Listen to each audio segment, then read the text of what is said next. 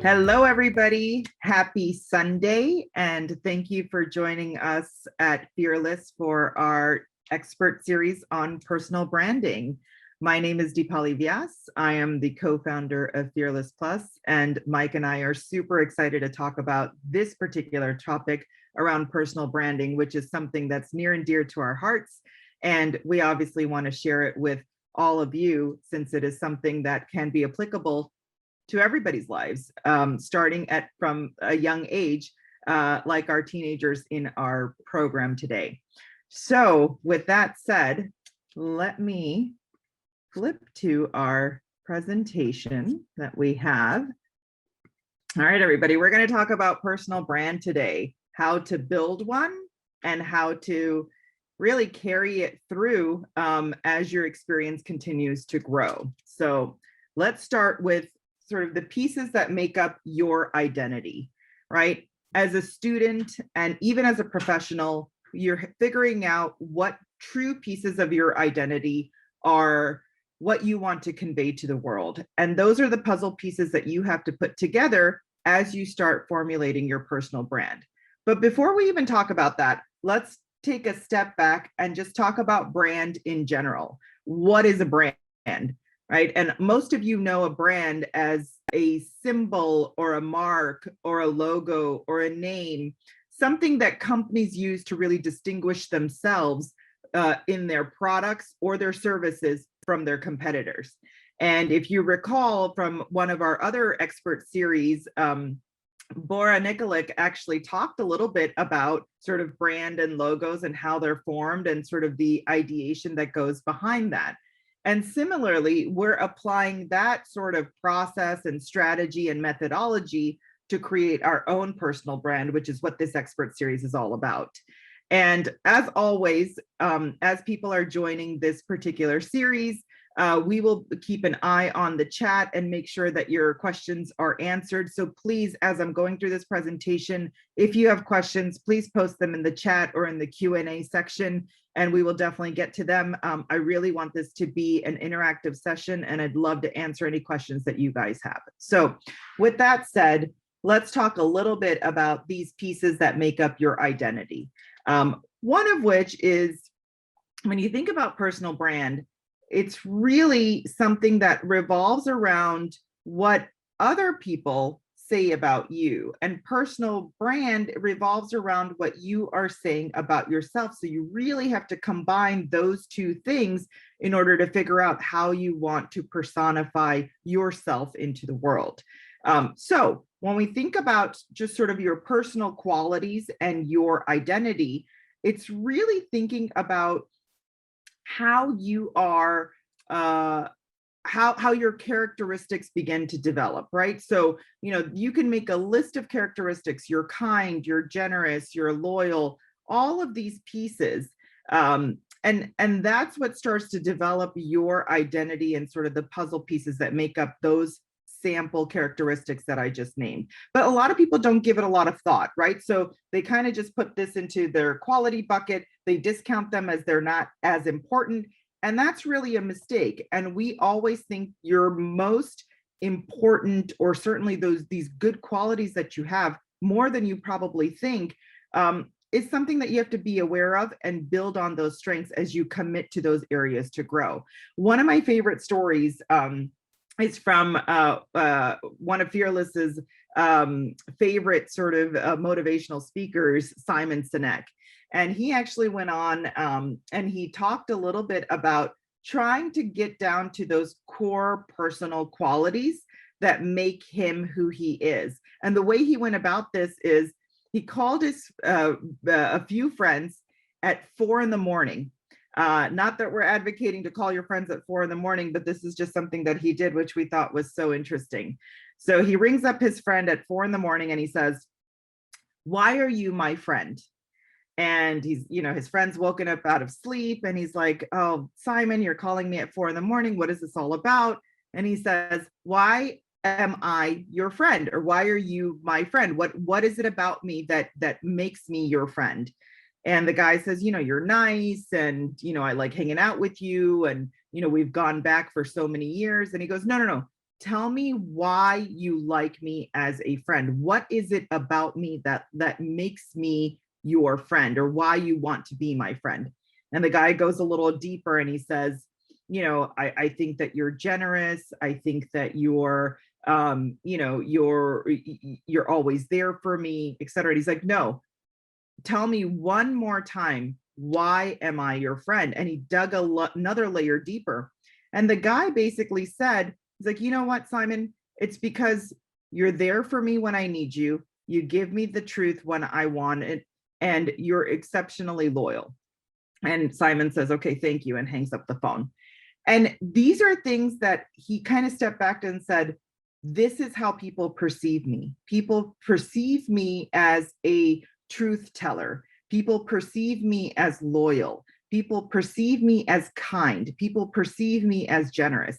And those are his personal qualities that he sort of wrapped himself around and started being his own brand. And you'll hear us talk about Simon Sinek a lot. We love all of his TED Talks. He's such a wonderfully motivational speaker. You learn a lot from him. And so those are the qualities that he exudes in his own sort of personal brand. The next thing that we sort of think about in terms of these pieces of identity is your significance and responsibility. And a lot of teenagers at this age always have this sort of moment where they're like, oh, shucks, you know what? I'm not really that significant. And although that sounds really humble, it's really a way for people to avoid taking responsibility for their lives, in our opinion.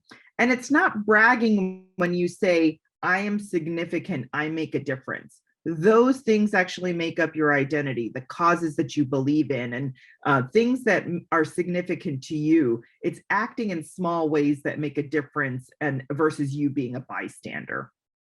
The next piece that we talk about is sort of your values, right? And this is not, in your teenage years, you come with a lot of beliefs and values. And trust me, when I was a teenager, I had my own set of values, and I felt like they were going to be unbreakable. And for the most part, they are kind of who I am today. But these things sort of change as you grow and get more experienced, and you're allowed to make some changes in how you think about things. But we usually stick to the key beliefs and values that we have, and we strengthen them as we challenge them, and so on. And that kind of brings us to your sense of purpose. And this sense of purpose is where you are really committed to this idea of building your identity and figuring out that piece of puzzle and figuring out what your life purpose is. And it may not be clear right away, but it is clear as you become more experienced. And it may not be this crystal clear answer that's going to last forever, but your sense of life purpose will evolve as you experience life itself. And it could change dramatically over the years. Although, for this particular audience, what is your sense of purpose as a teenager? You have a built-in purpose as a teenager, and you're leaving your childhood and you're preparing yourself to become a successful young adult. And this heroic journey as a teenager is your sense of purpose. Your sense of purpose is to gain that experience and go beyond that core purpose as well.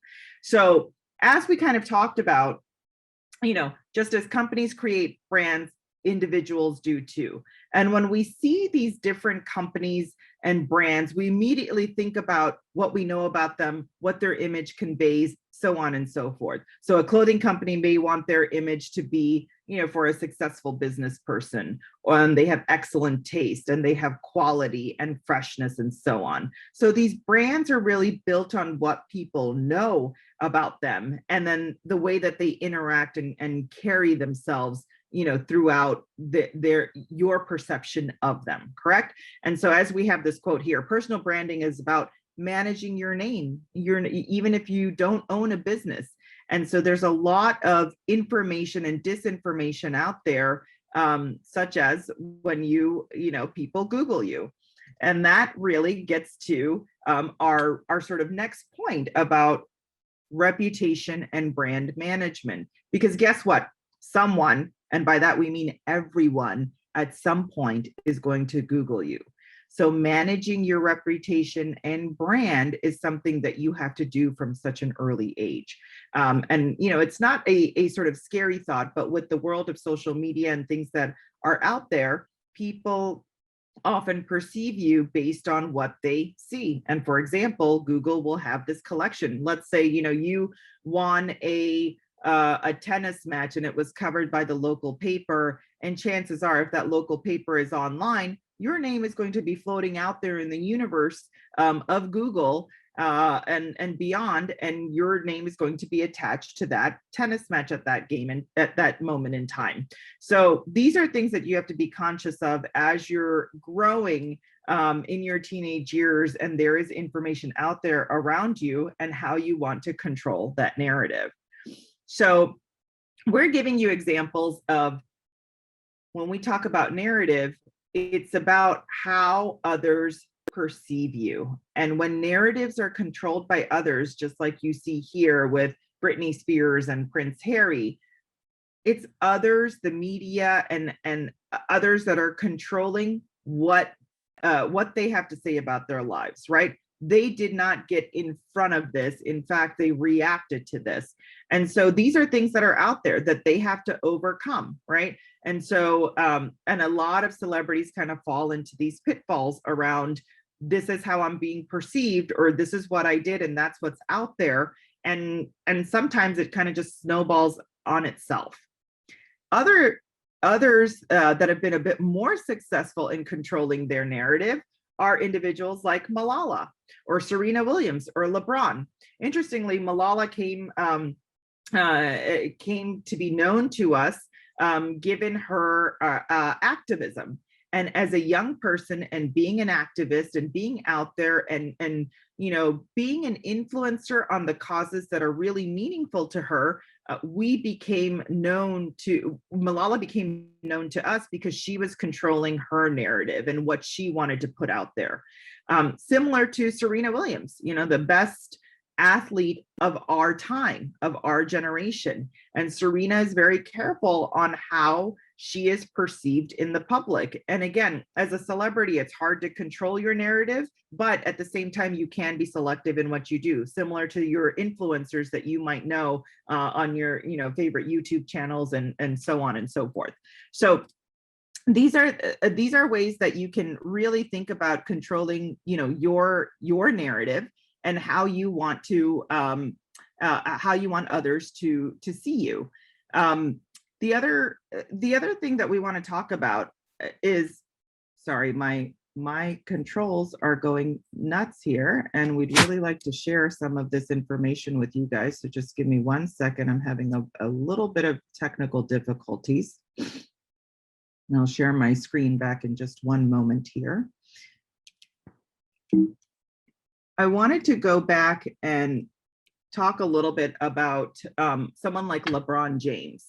LeBron James has probably been the most significant figure that is very much in charge of his narrative. And, everybody knows him as a really superstar athlete.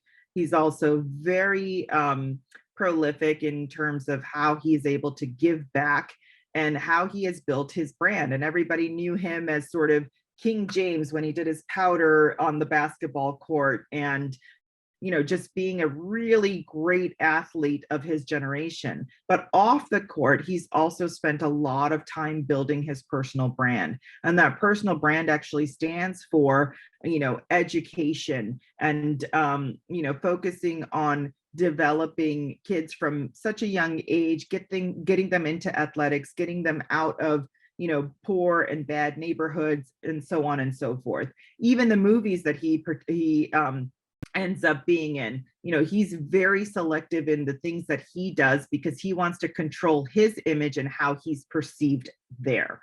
And so these are things that, again, we may not be celebrities, but we can take a page out of their book in terms of their process, their strategy and methodology in building their personal brand. So I'll talk a little bit about my personal brand. I am a mom, I'm an executive, I'm an entrepreneur, I'm a writer, I'm a podcaster, a wife, a sister, a daughter. you guys are going to have these types of roles in your own lives. And when you kind of culminate that experience of what you're going to be doing, you're going to figure out what your personal brand is. And for me, as you can see, all of the things that I named, I like doing speaking engagements. I founded Fearless with Mike. I am an executive. I started a podcast during COVID because I wanted to. I'm a mom. And there's so many aspects of our lives that we don't think about that are so significant, but that go into our brand, go into our values, go into our significance and our sense of purpose. And I am basically controlling my narrative about what's out there, because if you Google me, there are things that are out there that only I want to have out there. And that's because I am very, very controlled on what I put out in the public.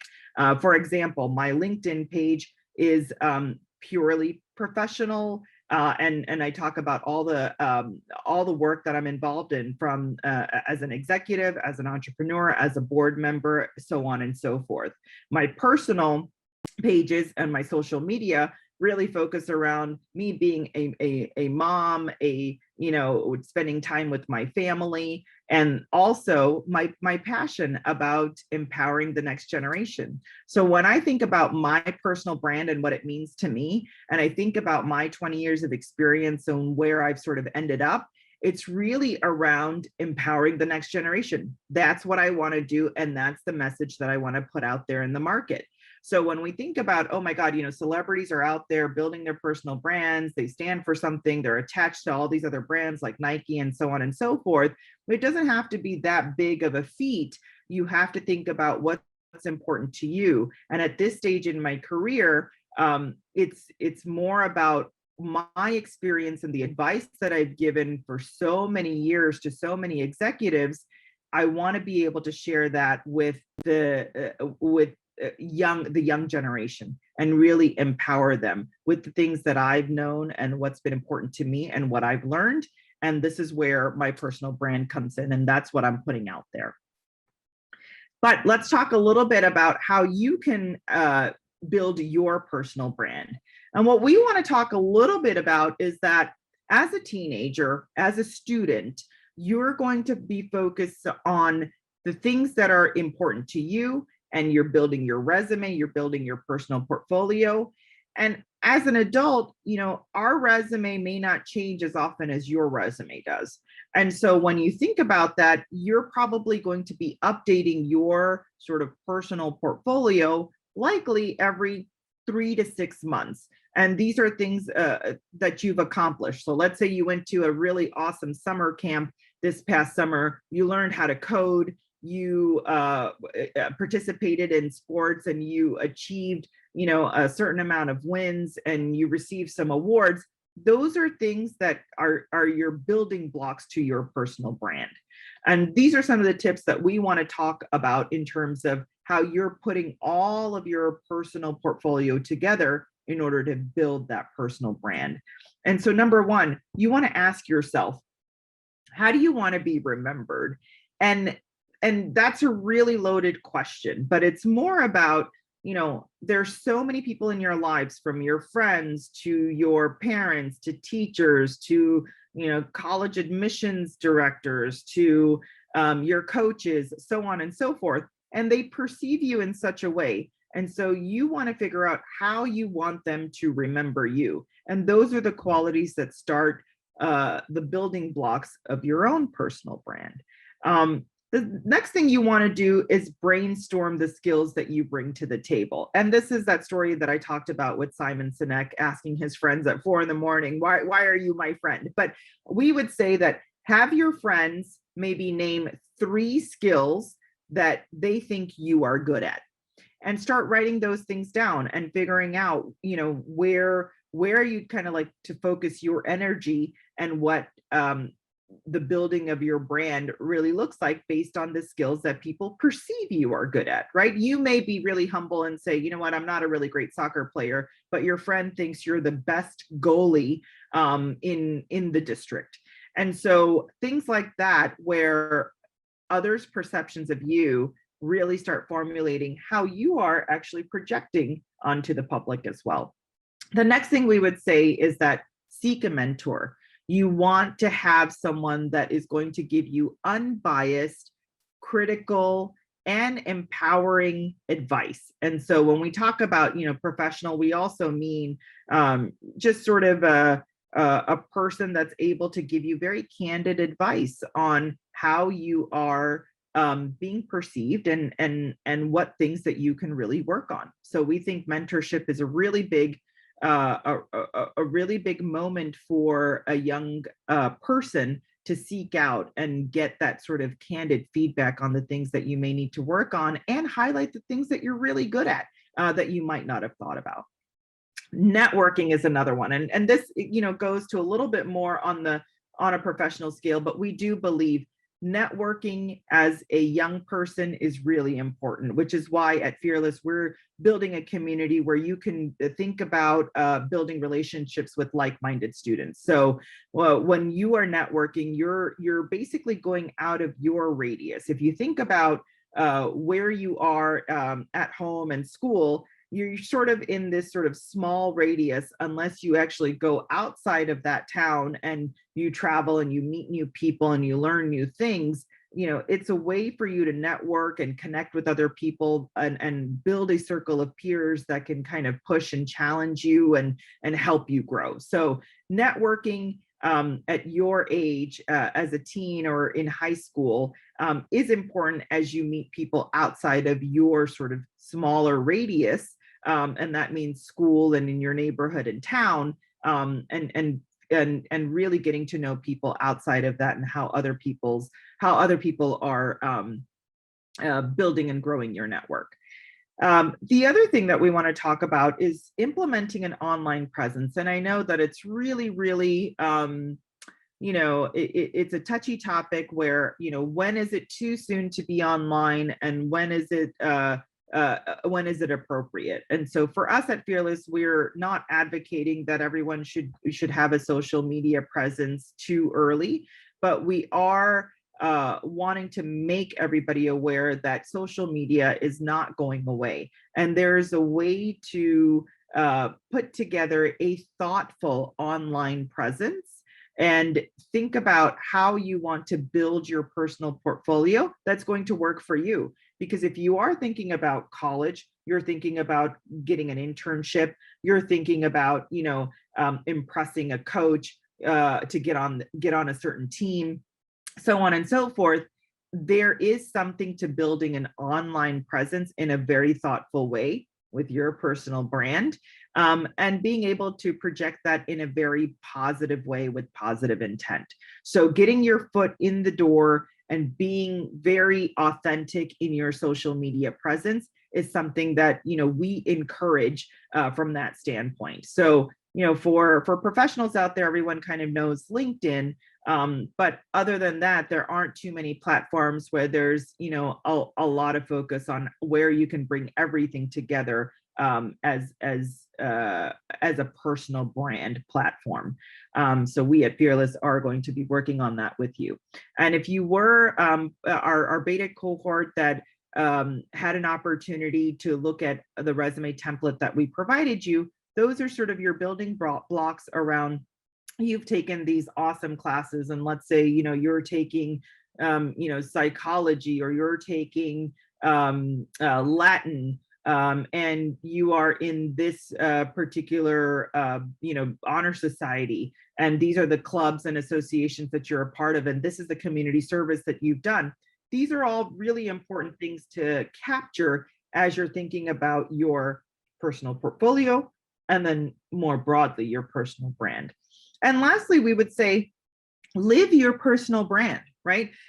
This is the way that you live life. So, even as a student and eventually a professional, it's the journey that you're on. And so you want to be able to be authentic when you are conveying your personal brand out there. And you want to make sure that, you're living it every day. You're probably, you probably know that there's a bunch of influencers out there that all of a sudden become, super famous, and they have all these advertisements around certain products and such. And so, those influencers may get carried away because they have the influence that they're not really authentic, and they're kind of taking in those dollars and just kind of advertising for those companies because of their massive influence. But we think taking a longer term strategy on who you are, being authentic, and being able to put yourself out there in a very positive way,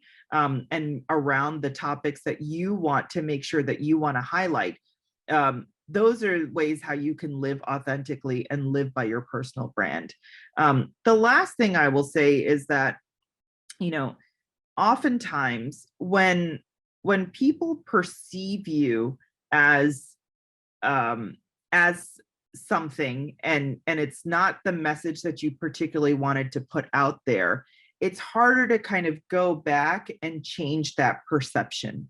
So the real sort of takeaway or key takeaway that we're talking about in terms of your personal brand is that by controlling your narrative and controlling what's out there, there is no misinformation or misinterpretation of who you are. Because when you control your narrative, you control your story, and people will only talk about you in the way that you want to be talked about. So we think that that is probably the most important thing, to make sure that as you're building your brand, you're controlling your narrative, and it's important to you what's out there, and it's a way to stay authentic, and do the best in terms of building that personal brand. So with that, I am going to pause here and take some questions that might have come from the audience. So let me see who has any questions out there.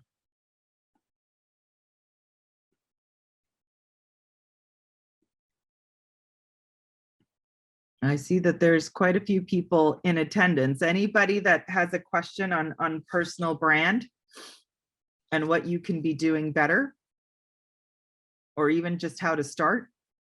Let's see, I have it here. Okay, what are the benefits of a strong personal brand? Okay, that's a really great question.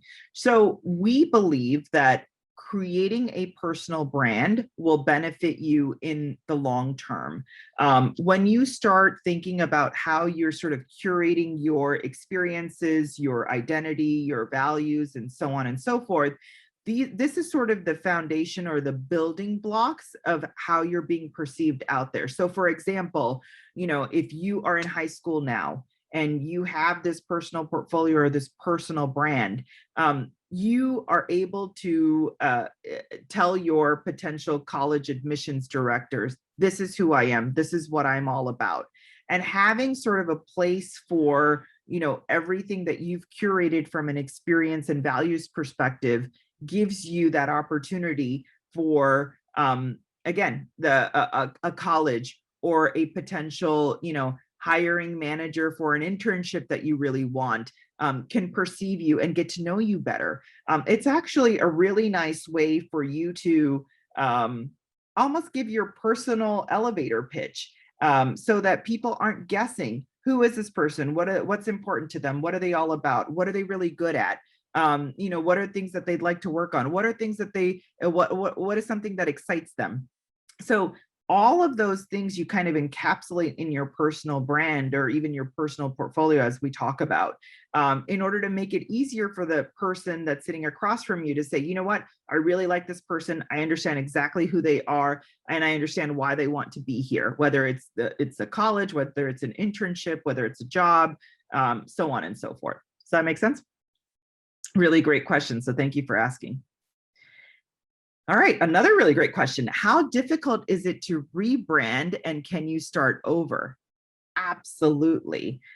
Look, we've seen in the celebrity or influencer market, it's always, you're always seeing them sort of reinvent themselves. But let's take the celebrity model out of it. And let's just talk about, students and professionals. I'll take the professional part, and then I'll go down to at the student level as well. So as a professional, you get started in an industry. Let's say you're in a finance job, and you're doing well, but you want to think about an opportunity in a technology company, you almost have to rebrand or reinvent yourself in order to pivot that career. And how do you do that? You do that by putting on your resume that you have now taken a few general assembly classes, you've started a programming class or a coding class, you're interested in these areas, this is what you've read up on, these are your sort of favorite books on the topic, etc. If you had sort of a personal portfolio and even your resume, you can kind of see those transitions. The technology company will say, okay, I can understand why you want to move from finance to tech, and I can see why you've connected the dots from being in at one point of time in your career to how you want to pivot to this career. So there are things that you can actively do in order to sort of rebrand yourself or recreate your presence in a different industry. I'll take that down a notch to at the student level.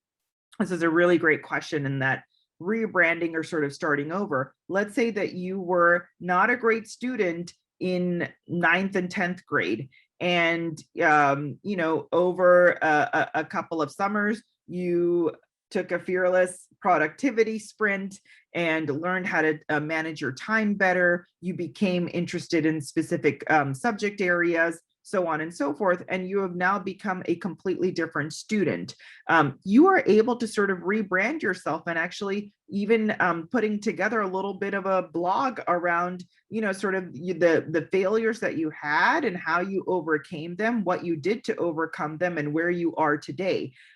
That's a really significant question. And oftentimes we know that colleges actually look for that, right? They look for where might you have struggled and what did you do to overcome those struggles in order to get better, and going from maybe, having a C in that class to a B plus, right? And what was that story? What did you do differently? Because everybody wants to see sort of that improvement, and that's where you're sort of reinventing yourself. What did you do to become better? And this is a way for you to rebrand and start over. Really great question. Thank you for asking that. Any other questions? Well, the other thing that we want to talk about, as some additional questions come in, is, something that Mike and I have pointed out to our particular Fearless beta cohort is around reputation management and security as well, right?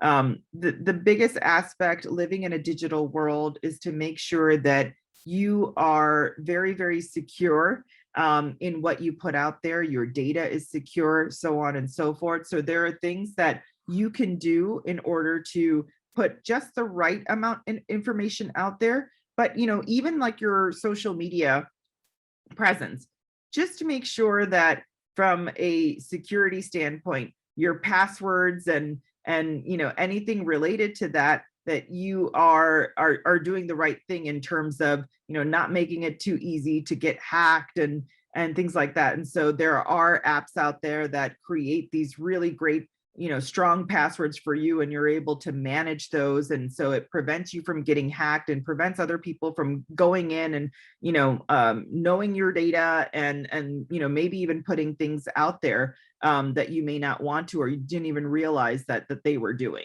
I actually have a personal story. In fact, I was on vacation and all of a sudden my Instagram got hacked, and I think Mike almost flipped out when he saw it. But my Instagram got hacked, and all of a sudden they were advertising Ray-Bans on my Instagram every other post.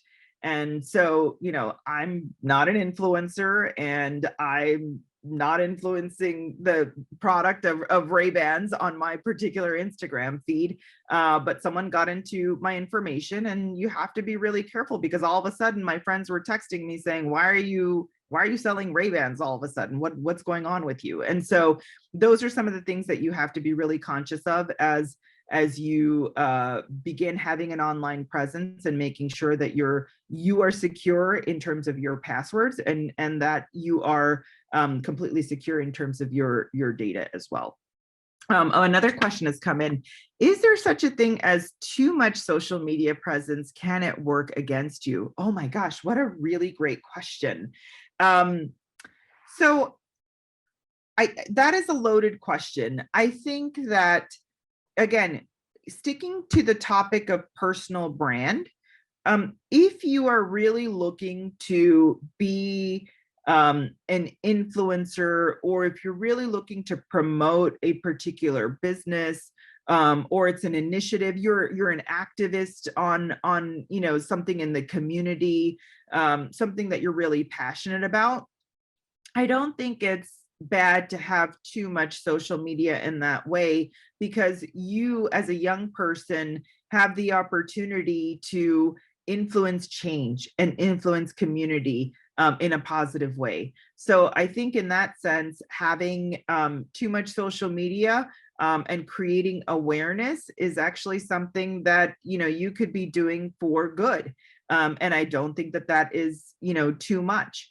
I think it can go the other way. If you do have a lot of social media presence and you're posting a lot, and it's you're getting a lot of commentary, be prepared that people have reactions to that, right? And if you're going to be one of those people that's heavily influenced from the comments that you're getting based on your posts, and it's affecting you in a negative way, then that's something that you have to think about, or whether or not you want to post or be out there as often.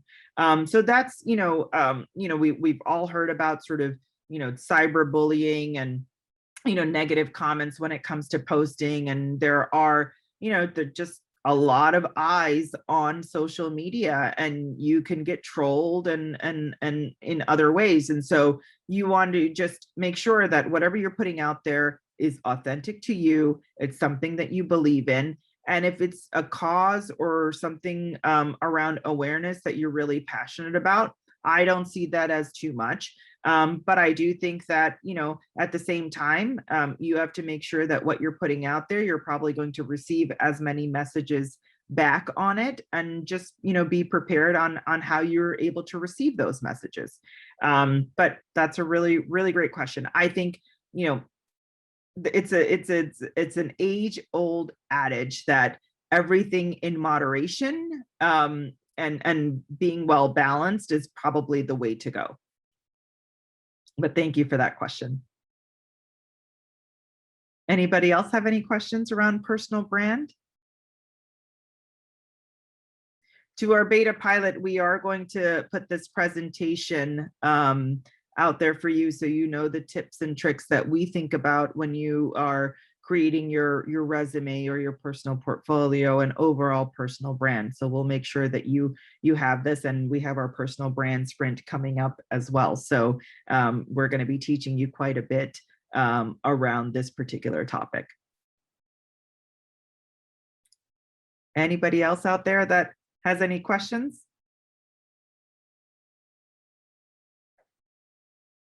All right. Well, I think that that's it for us. We really appreciate everybody tuning in. We're really excited to go on this journey with you in terms of your personal brand. We at Fearless truly believe that personal brand is going to be important in your life journey, and starting young and figuring out how to put these pieces together as you're growing and having all these really wonderful experiences and how you're being projected out into the world. We want to help you build that in a very positive way. So we appreciate being on the journey with you and you staying with us. And we hope that you learned something today, and we'll continue to help you as you grow in your experiences and potential career. So thank you, everybody. Happy Sunday, and enjoy the rest of your afternoon.